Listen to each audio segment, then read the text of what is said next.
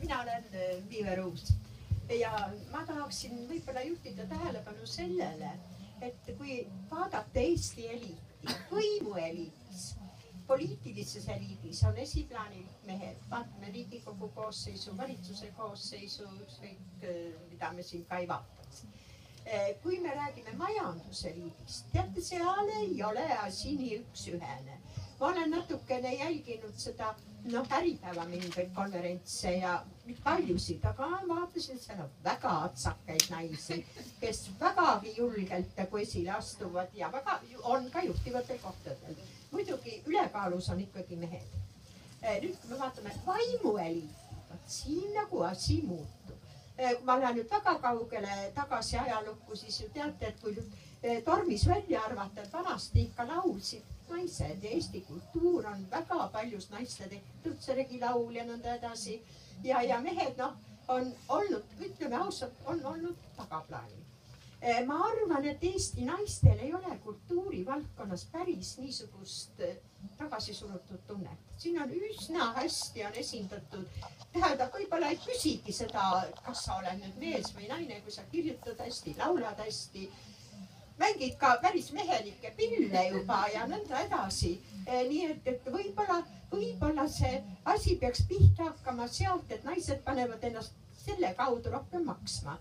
Kui me räägime kultuuri tarbimisest, mul on just käes praegu Marju Lauristini läheb Tartu Ülikooli vastava osakonna ja Peeter Vihalemma ja teiste uuringud, viimased uuringud. See on aastaid olnud nii, kes käivad peamiselt teatris on naised. Kes käivad peamiselt loevad, need on naised, eriti just üks humanitaarses plaanis. Aga muuseas kultuuriuuringud räägivad sellest, et natuke on sooline tasakaalustamine toimunud. Tänu sellele HITSA tegevusele ilmselt ja kogu selle digitehnoloogiale on tekkinud, kus see tasakaal on parem, üks niisugune seltskond, neid ei ole väga palju, alla 20%, kus siis on mitmekesine kultuuri tarbimine, kus veel ka loetakse raamatuid, kuigi see on kohutavalt Eestis vähenenud. Ja kus nende hulgas on päris palju ka noori mehi, kus loomulikult ma räägin praegu selle digimaailma kõrvale, seal on tõesti meeste ülekaal. Muide viimases PISA uuringust, kui tuli välja, kus on poisid tüdrukutest oma tarbimisssageduselt ees, see on just see digimaailm. Nii et toimuvad väga huvitavad protsessid ja ma arvan, et nende protsesside kaudu, tähendab, naised peaksid oma vaimueliidi võib-olla konverteerima võimueliidiks ja majanduseliidiks. Mina võtsin kommenteerida, ma käisin just hiljuti Kumus ja ühe näitusega ja siis vaatasin ka seal seda püsiekspositsiooni, vaatasin, kui palju neid naismaalikunstnikke siis on, kes on pääsenud Püünele. Ja 2 leidsin püsiekspositsiooni. Te käite vähe näitust. Ei, ma käisin seda nende see Eesti ajalooline. Et selles mõttes, et loomulikult naised on teinud ja näiteks kui mina vaatan praegu haridusajaloos ka, et kui ma alguses hakkasin haridusajalugu, tegelikult ma jõudsin sinna üldse haridusajakirjanduse kaudu. Ja vaatasin, et järsku, et kõik, kes kirjutavad, on ainult mehed.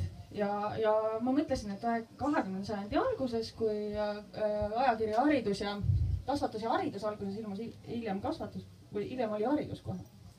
Ja siis olid peamiselt mehed, kes kirjutasid väga üksikud naised. Ja tõesti nagu otsi tikutulega taga. Ja siis ma mõtlesin, et küllap siis õpetajad olidki tollel ajal peamiselt mehed. No see müüt on ju ka hästi levinud, et siin, ma ei tea, kuni võib-olla mingi 50-ndateni võiks eeldada, et olid peamiselt mehed pedagoogid, aga tegelikult see olukord, kui vaadata statistikat, siis algkoolides oli näiteks Tartus 1911 juba peaaegu pooleks naisi ja mehi. Ja sealjuures ju naistel üldse ei olnud võimalus, neil oli koduõpetaja kutse, oli nende ainus võimalus jõuda nagu nii-öelda harida ennast, et seetõttu on ka meie kultuurieliit enamasti pedagoogika. Aga muide see puudutab kogu Euroopa. Ja. Et selles suhtes, et kui me vaatame näiteks Miina, Härma, Anna, Haava, kõik need naised on tegelikult algselt õppinud koduõpetajaks. Liidia Koidula, kõik, keda te teate põhimõtteliselt Eesti naiste ajaloost on peaaegu kõik. Üldiselt teatakse väga vähe naisi. ja sealjuures nendel on olnud ka, nad on töötanud õpetajatena, aga neid ei tunta nagu pedagoogidena. Ehk et näiteks Miina Härma, kes muusikahariduses on tegelikult olnud väga oluline tegija Eesti mõistes.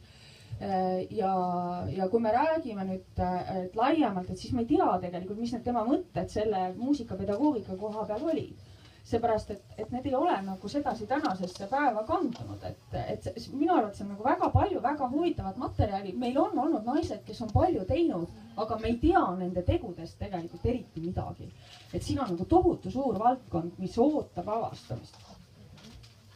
Tahtsid ka kommenteerida? Jah, siis anname kohe. Tahtsin natukene teise ooperisse viia, et nii nagu nii meil kui mujal rahvusvahelisedki uuringud näitavad, siis tüdrukud nii öelda vastavad ootustele paremini ja koguni väga hästi ja koguni tahavad paaniliselt hästi ootustele vastata, välistele ootustele.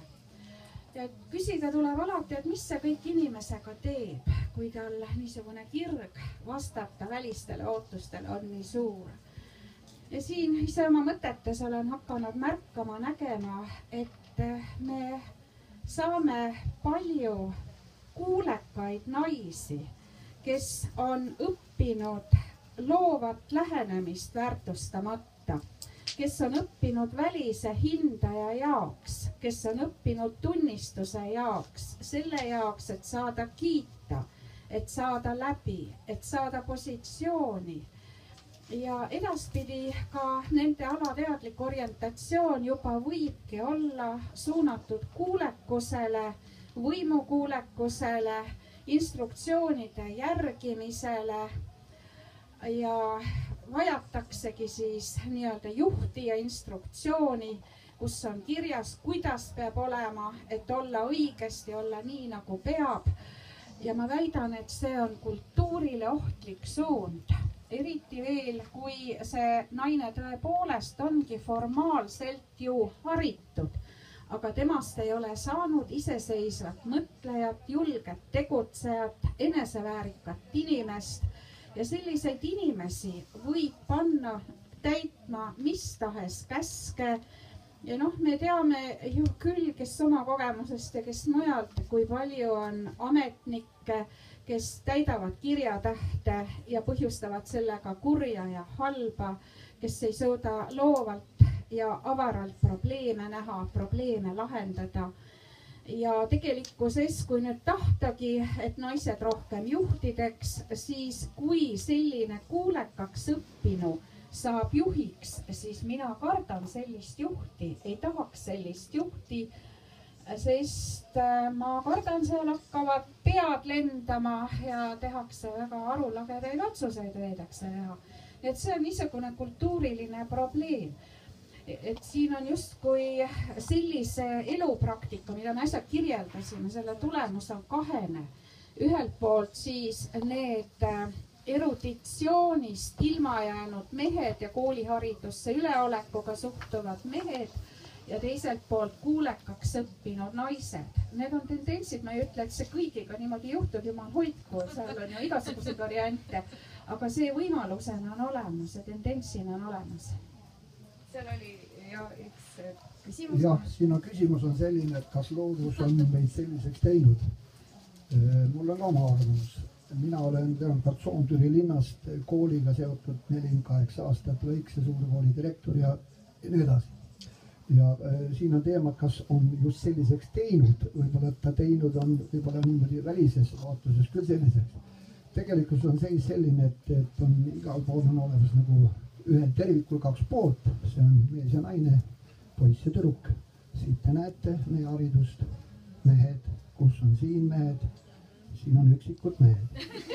Üksikud, eks ole, jumal tänatud natukene on, aga teema tegelikult selles ongi, et see kasvab tegelikult hoiab põlemat poolt. See, et mehed on praegu sellised nagu on, see on seotud sellega, et me oleme tulnud ühest ühiskonnast teise ja meeste roll on natukene teine kui naistel. Ja sellepärast nad siit ära põgenevadki tööle. Haridus ei olegi tähtis, sellepärast et haritud inimene suurt raha ei tippsteeni. Aga ma tahan tulla tagasi selle selle küsimuse teise poolega seadistamises, see tähendab seda, et on olemas rütmid ja loodusrütmid, sama on olemas ka lapse, poisi, tüdruku arengus rütmid ja see on olemas üks selline rütm, mida nimetatakse 7-aastaseks rütmiks. Ja kui ütleme niimoodi hästi lihtsalt öelda, kui vaatate väikseid tüdrukuid enne kooli, siis nad tegelevad kõikse muuga, mitte liikumisega. Mida väiksed poisid teevad, ainult liiguvad õues igal pool. Mis juhtub siis, kui nad on 8 kuni 14 poistega? Panke need sportima, panke need midagi tegema. Ei taha teps mitte. Aga tüdrukud vastupidi on selles vanuses füüsiliselt nii võimsad, liiguvad, teevad, käivad, on palju ja nii edasi. Ja poiste maailm muutub. Masinad, värkid, võrrid, asjad nii edasi. Nii, ja kui nüüd võtame tavalise kooli autahvli tüüpilise, siis seal on, ütleme, treelitult öeldakse 95% on tüdrukuid ja 5% poisse. Aga nüüd tekib nagu küsimus, mis siis nendest edasi saab, kui see poisid on seal nii lorud ja viletsad. Ei saagi midagi hullu. Põhikoolis nad tühjad ei viitsi õppida, aga miks keskkooli lõpetajad on väga palju poisid, miks olümpiaadidel väga paljud on poisid, miks maailma tippkokkad, moeloojad on mehed, näed. See tähendab seda, et me peame ikka natuke kannatama, ootame ära ka, mis tegelikult nende poistega meestega võiks juhtida.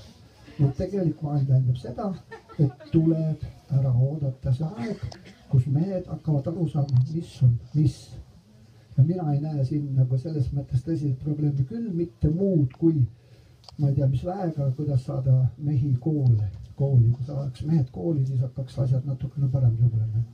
Aga see, et mehed on sellised ja mehed on sellised ja nad ei tee seda ja ei tee teist ja kolmandat. No ma olen koolis olnud 48 aastat, ma arvan, et ma kooli seespoolt tunnen. Ja teiepoolne abi siin, kui te uurite ja üks palju uurite, see on meile nagu kasu, selles mõttes teadmistes kasu. Aga tegelikult on vaja mõelda, mida praktiliselt muuta. Aga äkki ma tohiks küsida siis publiku käest, et ma arvan, et selles nagu ei kahtle keegi, et mehi võiks koolis rohkem olla. Et ise küsimus, mis on nende meeste koolis olemise eesmärk, et uuringud on näidanud, et akadeemilise edukuse või toimetuleku seisukohast ei ole õpetaja sugu üldse tähtis. Tähtis on professionaalne õpetaja, kes oskab õpilasi kaasata, kaasa mõtlema panna, oskab korda nõuda ja nii edasi. Aga küll on oluline see, et kui me räägime, et mõtleme, et kool on nagu ühiskonna osa ja ühiskond koosneb 2 soost, eks ole, inimestest, et siis on kummaline, et korraga on seal selline koht, kus on ainult naised. Et selles mõttes ma näen, seal on käsi püsti, aga et kui kellelgi on häid ideid, et kuidas neid mehi kooli saada, et kas tõstame, eks ole, palga 2-kordseks ja kohe tulevadki.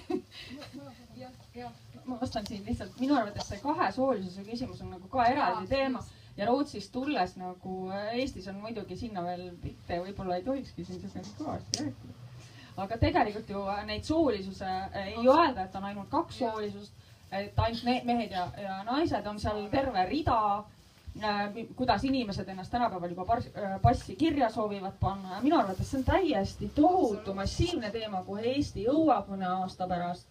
Ja mis kindlasti tekitab tohutut poleemikat ja milleks peaks õpetajad ka valmis olema, sest mis mind praegu kurvastaks, kui oli see kooseluseaduse arutelu, kui agressiivselt õpetajad võtsid sõna näiteks homoseksuaalsete vastu, keda mina nagu nägin just sellised nii-öelda lugupeetud pedagoogid, aga tegelikult kuidas see võib mõjuda mõnele noorele lapsele, kes täna juurdleb enda identiteedi üle, et kui see on nii jäetunud nagu see diskussioon, et just, et jah, lihtsalt midagi. Ma annan sinnapoole mikrofoni seal. Ei vasta mitte sellele küsimusele, kuidas mehi kooli juurde.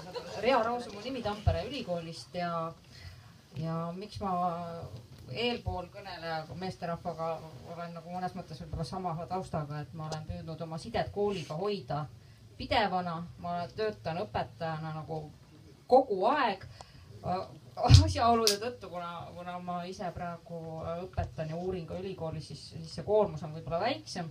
Aga mul on nagu sisemine vajadus hoida seda sidet kooliga hästi praktilisel tasandil, sest ma oma uurimustööd tahaks ka ikkagi jõuda sellele